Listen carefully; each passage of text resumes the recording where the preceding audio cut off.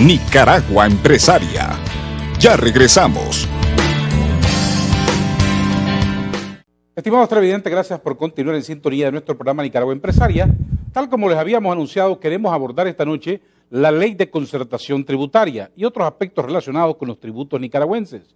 Para ello nos acompañan esta noche los abogados tributaristas, los doctores Silvio Bendaña y Elías Álvarez, a quienes les damos la más cordial bienvenida. Muchas gracias. En general, ¿cómo anda la ley de concertación tributaria después de un año de estar ya en vigencia? Normalmente, toda ley impositiva es siempre un experimento. No se puede decir que una ley fracasa por ella sola, sino que también hay factores que determinan su éxito en cuanto a su correcta aplicación. La ley de concertación tributaria no es más que un modelo de leyes similares que se han implantado en otros países. Primeramente fue en Uruguay, en Centroamérica recientemente en Guatemala, en El Salvador, va a Costa Rica también, y Nicaragua, que la ha adoptado una forma de tributación al impuesto sobre la renta dual, que consiste en separar las rentas del trabajo de las demás rentas de actividades económicas, que incluyen las rentas empresariales y las ganancias y pérdidas y ganancias también de capital como parte de la base de la estructura moderna del impuesto sobre la renta. Esto es una moda como ha ocurrido desde que el modelo de impuesto sobre la renta se implantó en 1798 en Gran Bretaña, actual Reino Unido, como un experimento para recaudar fondos en esa época contra la guerra que había entre los ingleses y los franceses.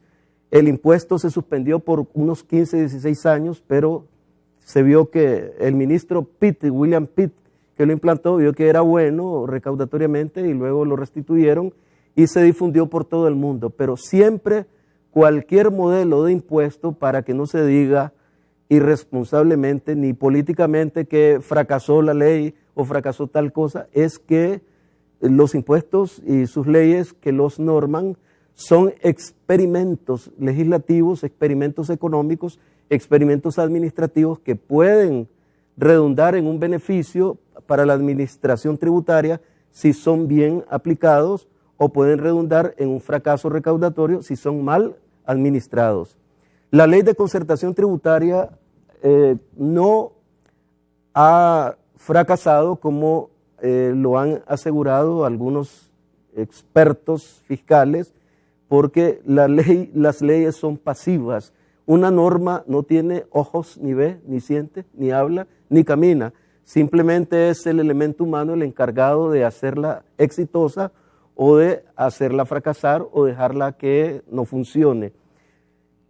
Nos consta que la Dirección General de Ingresos ha hecho esfuerzos, por ejemplo, para incrementar la población de contribuyentes, para simplificar los trámites de gestión y declaración, aunque existen, como lo va a abordar Elías, una serie de inconvenientes o de obstáculos que todavía no permiten la fluidez que espera el contribuyente para presentar sus declaraciones.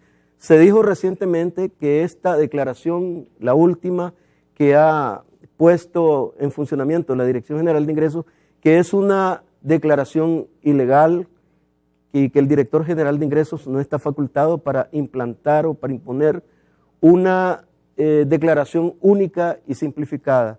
Queremos aclarar, sin ser funcionarios del gobierno, porque nosotros nos dedicamos a la consultoría tributaria del sector privado, sin ser funcionarios de ninguna entidad gubernamental, podemos decir y asegurar y aclarar que las declaraciones, los formularios para cumplir con las obligaciones tributarias no los establece la ley ni su reglamento, sino que lo establece la administración tributaria. El artículo 34, casualmente, del Código Tributario permite la presentación de declaraciones por medios electrónicos, y el hecho de que la Dirección General de Ingresos esté simplificando la declaración es bueno para todo el mundo, porque en una sola declaración de 70 que han habido inicialmente en el año, el proyecto de la Dirección General de Ingresos es reducirla a 12 declaraciones mensuales en vez de 70, lo cual es bueno. El punto es que no se incurra administrativamente en abusos en perjuicio del contribuyente.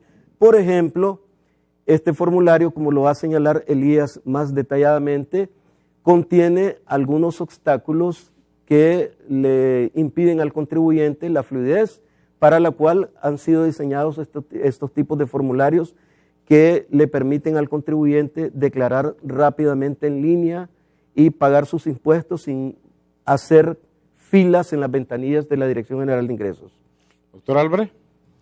Sí, es importante aclarar, ¿verdad?, de que partiendo del hecho de que año con año se presenta un reporte de cómo se encuentran las administraciones tributarias a nivel del mundo.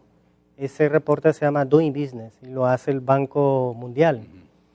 Al año 2007 creo que Nicaragua estaba rankeando por el número 37.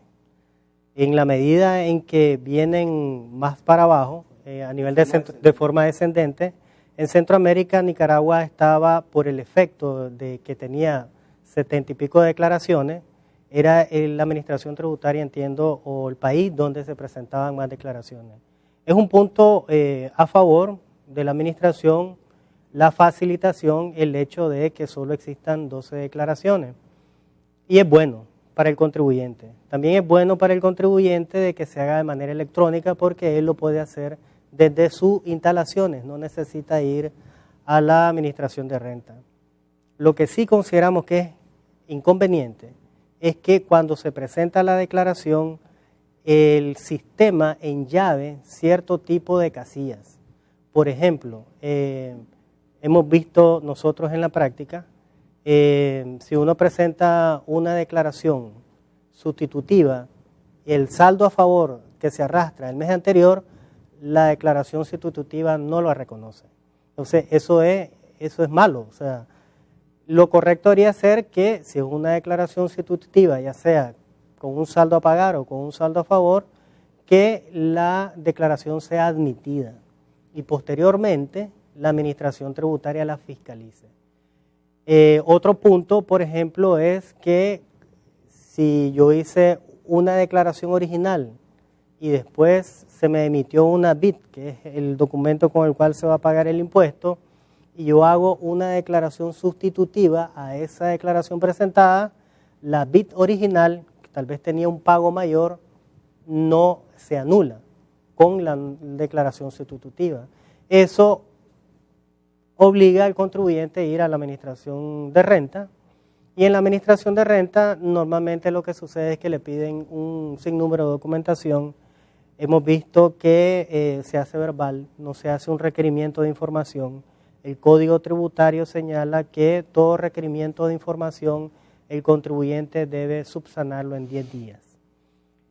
Normalmente en estos casos prácticos que hemos visto es que se le solicita verbalmente, no se le dan los 10 días y mientras tanto no suceda eso, no se le emite una solvencia fiscal y tal vez es un tema de urgencia.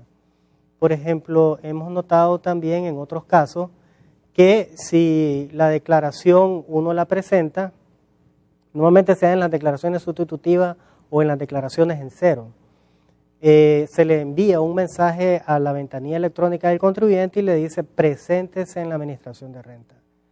El problema es que uno no sabe cuál es el motivo por el cual debe presentarse a la administración. O sea, cuando llega, normalmente le dicen tenemos información exógena, ya sea de aduana o de otro contribuyente que tal vez subventa o el IVA, en el caso de las devoluciones, por ejemplo, si un contribuyente pagó ese IVA y él lo reclama en una devolución en el caso de los exportadores, pero si al que le pagó el IVA ese no lo declaró o pagó, al contribuyente que solicitan el IVA no le regresan el IVA pagado. Hasta cierto punto el contribuyente que somete a la devolución se vuelve un fiscalizador.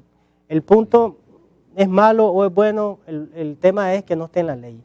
En cambio, si por ejemplo estuviera en la ley o en el reglamento, todos los exportadores normalmente tendrían algún tipo de